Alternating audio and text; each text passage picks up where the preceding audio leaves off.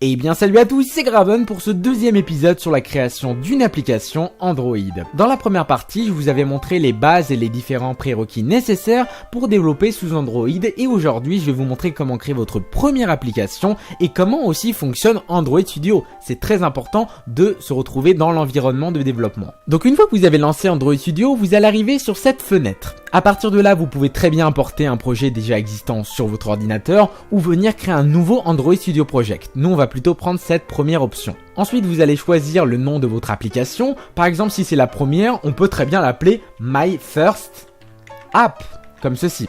Je vous recommande fortement de mettre les premières lettres de chacun des mots en majuscules, le reste en minuscules et éviter les caractères spéciaux comme les arrobas, etc. et les underscores. Vous allez choisir ensuite le nom de la compagnie. Si vous êtes un particulier, je vous recommande de mettre votre pseudonyme, un domaine. Par exemple, gravenilvec.fr si je suis français, .be si je suis belge, .us si je suis anglais, américain, etc., etc. Voilà un peu comment ça fonctionne. Donc moi je vais mettre gravenilvec.fr et regardez, le nom du package est correct, ça met bien fr.gravenilvec.myfirstapp. On va pas prendre l'option C++ support pour l'instant et ensuite si vous voulez vous pouvez changer le petit fichier de destination. Vous appuyez sur Next et là vous allez choisir la version minimum du Android SDK, c'est-à-dire du kit de développement pour développer sous Android. Si vous souhaitez que votre application soit disponible à partir de Android 7.0, Nougat, vous pouvez le faire, mais attention car les versions en dessous auront du mal ou ne pourront tout simplement pas fonctionner. Ce que je vous recommande de faire, c'est d'appuyer sur le petit bouton « Aidez-moi à choisir ».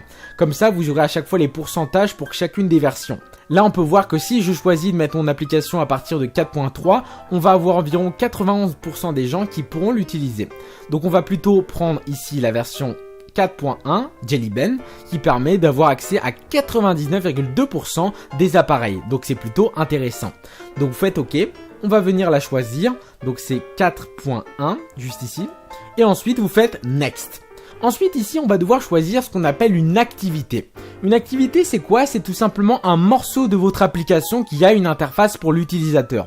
Je vous donne un exemple très simple. Imaginons vous créez une application de rencontre par exemple. Vous aurez besoin de différentes activités. Vous êtes d'accord avec moi? On aura d'abord besoin d'un système de login, d'inscription, pourquoi pas un système de navigation, de paramètres, etc., etc.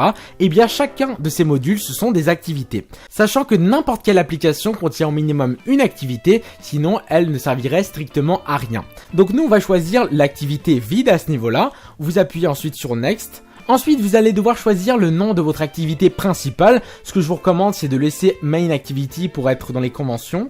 Vous générez ici le fichier Layout et ensuite vous faites Finish.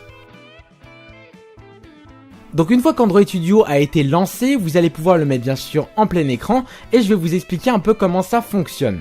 C'est très simple. Tout d'abord, à votre droite, c'est là où on va écrire notre code. Donc vous allez ici créer vos classes, gérer le design, etc. Par défaut, lorsque vous allez créer un premier projet, vous allez avoir deux fenêtres qui vont se lancer. La première, c'est la partie logique de l'application avec le Java. Et ensuite, vous aurez le côté XML avec le visuel. Pour afficher le visuel, vous avez deux possibilités.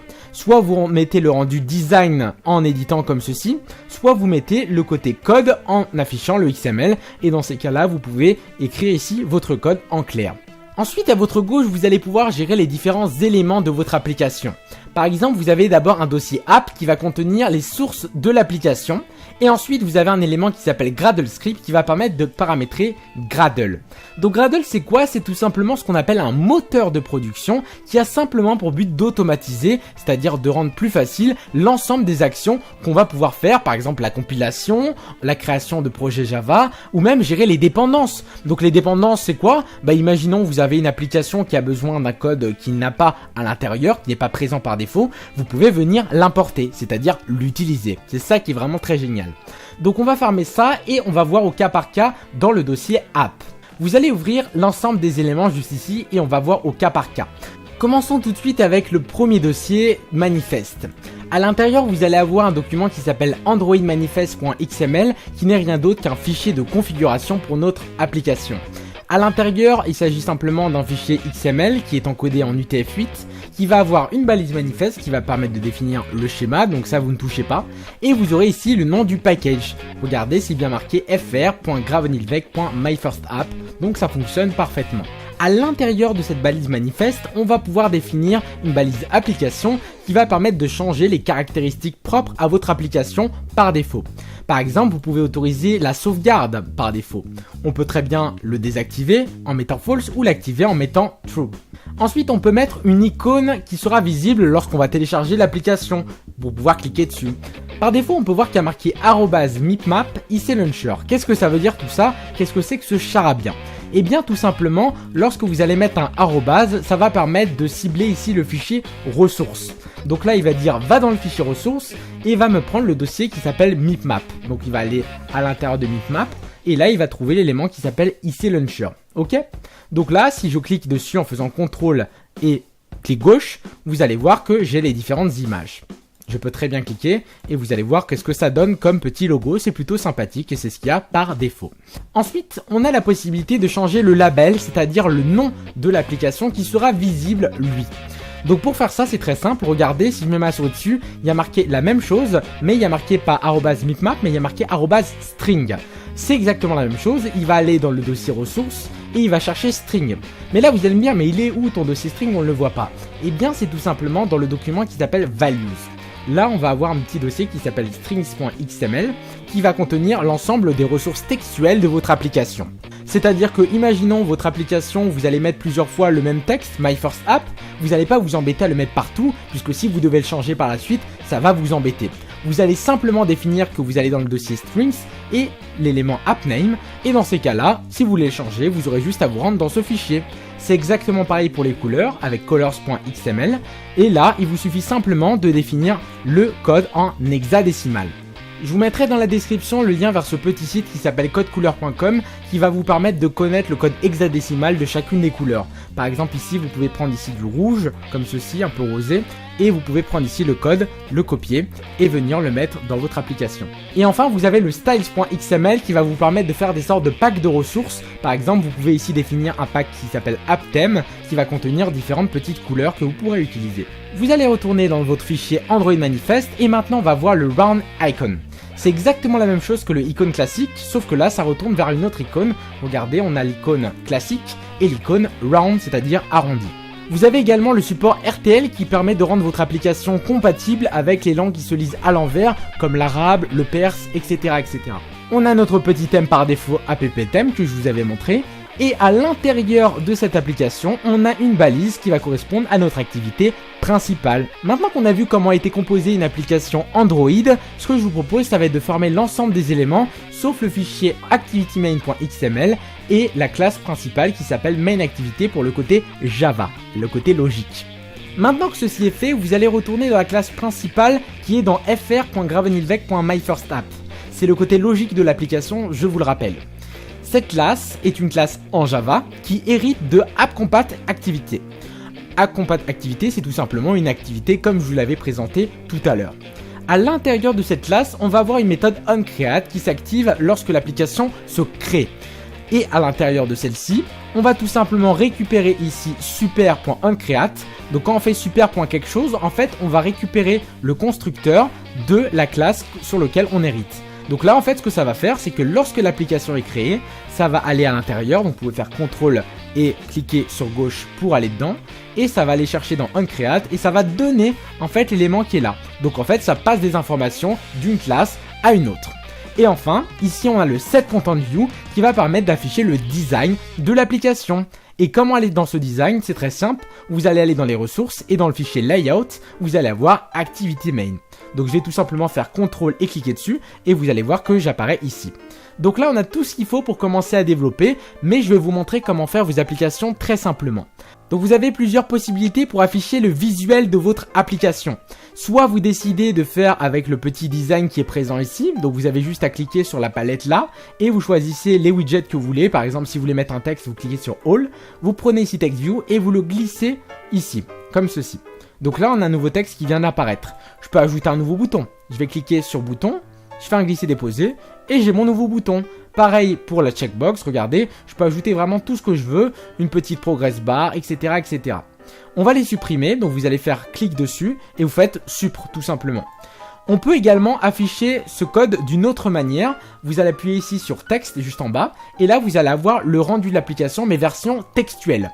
Donc ce que je vous propose, c'est d'aller juste à votre droite et là vous appuyez sur Preview et comme ça vous allez avoir le même rendu mais cette fois-ci à votre droite. Donc tout d'abord vous allez avoir ici une balise TextView qui va permettre de créer un nouveau texte sur votre application et à l'intérieur on va avoir différents attributs. Donc ça commence toujours par Android 2 points et après ce que vous voulez. Si je fais par exemple ici Android 2 points, je vais avoir énormément de possibilités. Je peux par exemple mettre une petite marge, mettre de la couleur, changer en alpha, mettre un background. Je peux vraiment faire tout ce que je veux.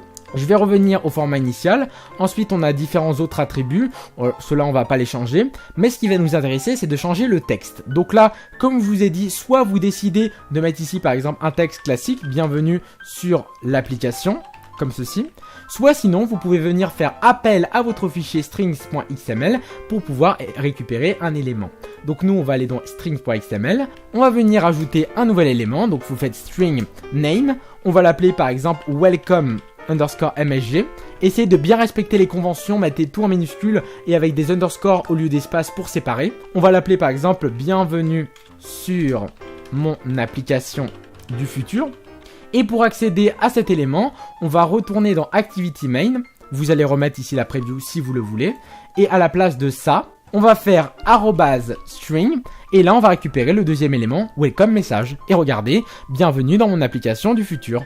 Si je clique sur string.xml, je vais tout simplement changer le message. Bienvenue sur mon application cool. Si je retourne dans Activity Main, j'ai bien le changement qui s'est fait. Donc vous voyez, c'est vraiment très simple et j'ai pas eu besoin de changer explicitement dans le code. Si vous souhaitez, vous avez également la possibilité de mettre de la couleur.